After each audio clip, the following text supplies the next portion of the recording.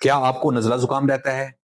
کیا آپ کو ہر سال جب بھی موسم کی تبدیلی آتی ہے تو آپ کو فلو رہتا ہے اور آپ اس کو کامن کولڈ سمجھتے ہیں؟ بالکل نہیں۔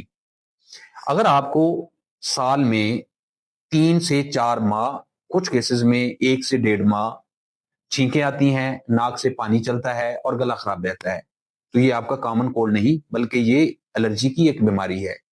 اس کو ہم انگلش میں الرجک رائنائٹس بولتے ہیں۔ یعنی ایک ایسی بیماری ہے جو ناک کی جھلی کے اندر اور گلے کی جو ایک میوکس میمبرین ہے اس کو افیکٹ کرتی ہے۔ کیونکہ جب ہم سانس لیتے ہیں یا موسم کی تبدیلی ہوتی ہے، پولنز ہوتے ہیں، تو وہ پولن جا کے ناک کو اور گلے کی جو میوکس میمبرین ہے اس کو اریٹیٹ کرتے ہیں۔ اس کنڈیشن کو ہم الرجک رائنائٹس کہتے ہیں۔